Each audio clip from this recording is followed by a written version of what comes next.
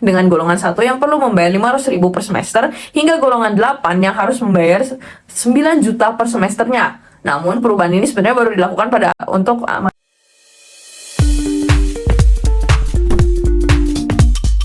Video ini dipersembahkan oleh Radar Edukasi, berbagi wawasan menambah pengetahuan.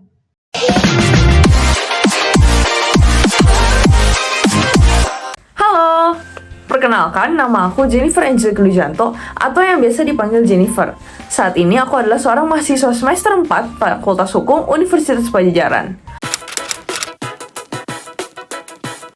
Aku sendiri masuk ke Unpad melalui jalur SBMPTN pada tahun 2022 yang lalu, atau kalau yang saat ini mungkin lebih dikenalnya sebagai jalur SNBT nih. Tapi buat masuk ke Unpad sendiri nggak cuma bisa melalui jalur SNBT, tapi juga bisa melalui jalur SNMPTN atau yang sekarang mungkin dikenalnya dengan SNBP, dan juga jalur mandiri yang disebut SMUP kalau di Unpad.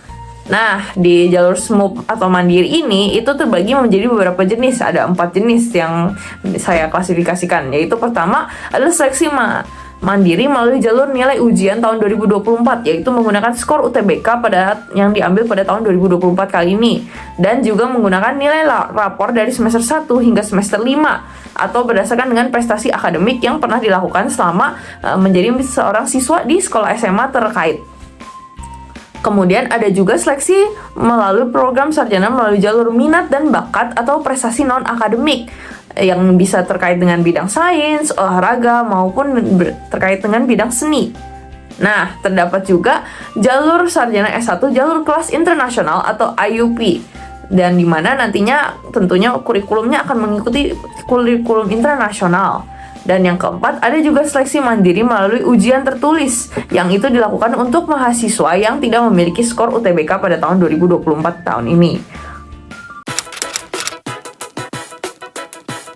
Alasan saya memilih untuk berkuliah di jurusan ilmu hukum adalah karena jurusan hukum sendiri memiliki prospek kerja yang luas dan merupakan suatu ilmu yang bagi saya sendiri emang harus dipahami gitu sebagai seorang masyarakat yang berkedaulatan, terutama karena dalam sehari-harinya ini kita juga pasti akan selalu memerlukan hukum.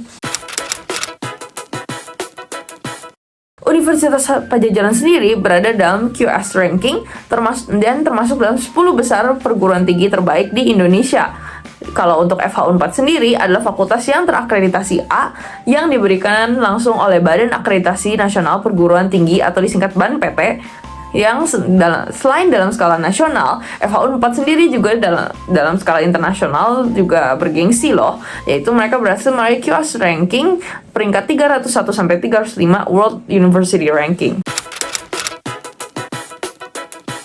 Saya sendiri untuk Unpad pada sarjana 1 itu adalah di Jatinangor, dan kisaran biaya hidup di Jatinangor bagi saya sendiri adalah sekitar 1,5 juta per bulan, dan itu termasuk uang makan untuk 3 kali sehari serta ongkir untuk bolak-balik dari kosan saya untuk ke kampus. Akan tetapi biaya ini tuh hanyalah kisaran dari saya sendiri, dan itu bisa beda-beda tergantung dengan bagaimana gaya hidup kita. Dan perhitungan yang saya berikan ini sebagai warning juga, itu belum termasuk biaya kosan, biaya listrik, dan biaya air. Namun saya tidak menghitungnya untuk sebagai biaya per bulan, karena kosan di daerah Jatinangor kebanyakan itu yang saya ketahui itu meminta pembayarannya secara per tahun. Jarang saya menemukan kosan yang menerima pembayaran per bulan, walaupun sepertinya memang ada, cuman hanya jarang saya temui.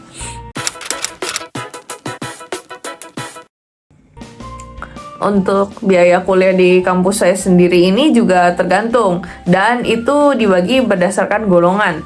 Terdapat 8 golongan dari FH Unpad dengan golongan 1 yang perlu membayar 500.000 per semester, hingga golongan 8 yang harus membayar 9 juta per semesternya.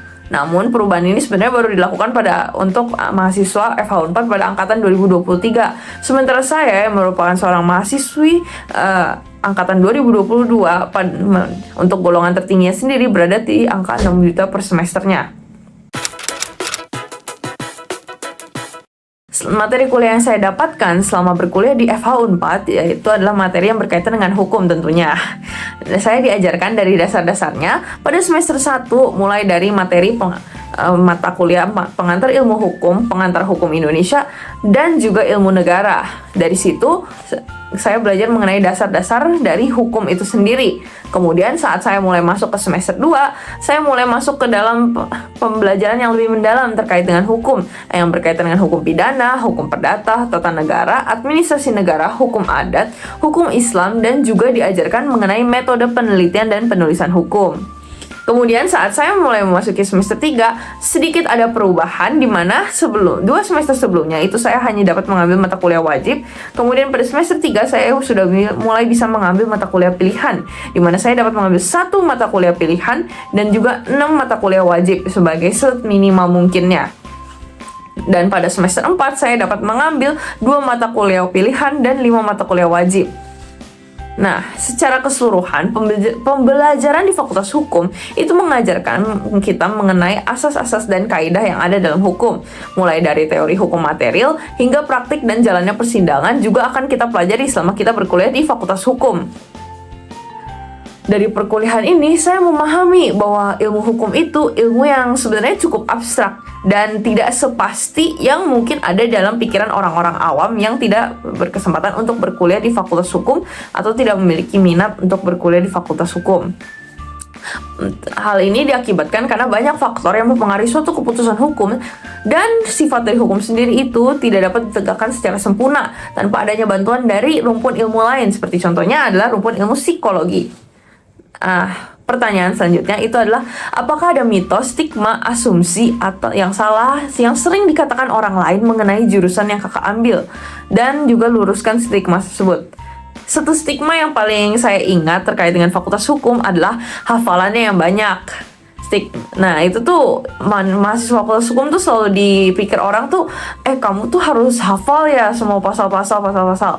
Nyatanya itu salah ya, karena memang pada kenyataannya beberapa mahasiswa, maksudnya mungkin hampir semua mahasiswa Fakultas Hukum pastinya akan mengingat beberapa pasal tertentu dalam Kitab Undang-Undang Hukum Pidana maupun Kitab Undang-Undang Hukum Acara Perdata. Seperti saya sendiri juga mengingat beberapa pasal-pasal yang paling sering diucapkan atau dibahas saat pembahasan di kelas, seperti contohnya pasal 340 dan 338 KUH Pidana yang mengatur terkait dengan pembunuhan, dan juga pasal 1320 KUH Perdata mengenai syarat sah dari suatu perjanjian.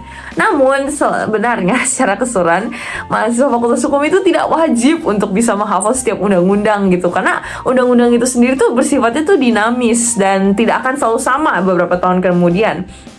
Misalnya pun saya menghafalkan suatu undang-undang, beberapa tahun kemudian undang-undang itu bisa saja sudah dicabut ataupun diubah.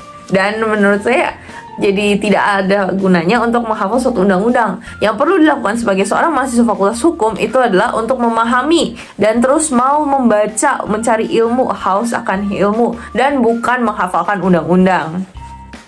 Oke, pertanyaan selanjutnya, apakah ada pemilihan peminatan dan di semester berapa mahasiswa dapat memilih peminatan?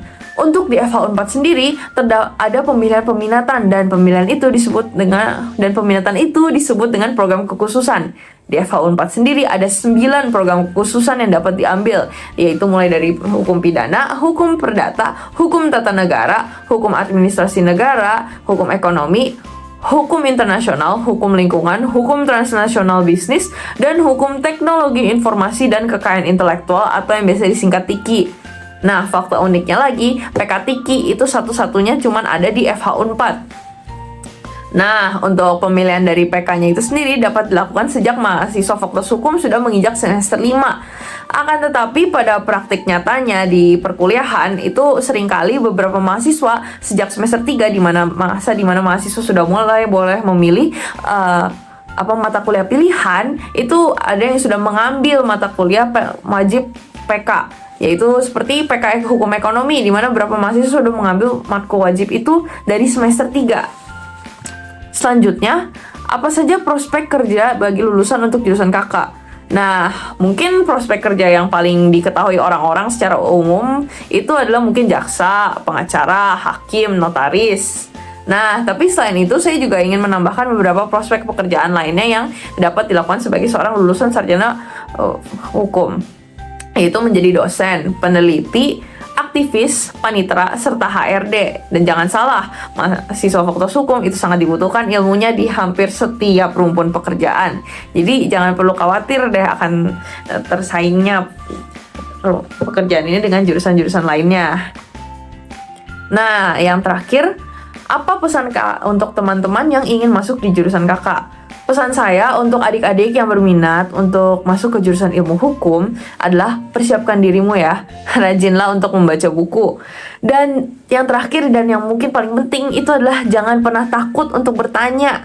Sungguh deh, kalau di kelas itu mahasiswa salah itu nggak ada masalahnya karena ada dosen yang bisa memperbaiki. Tapi kalau saat kita udah masuk ke dunia itu kerja sebagai seorang mahasiswa fakultas hukum, kita itu jangan sampai deh buat kesalahan. Karena itu udah berkaitan dengan kepentingan orang lain. Jadi sebaiknya mungkin adalah banyak-banyaklah salah saat kalian masih berkuliah, karena kedepannya belum tentu kalian bisa lagi kalau sudah masuk ke dunia pekerjaan yang benar-benar luas di Fakultas Hukum. Semangat semuanya. Terima kasih.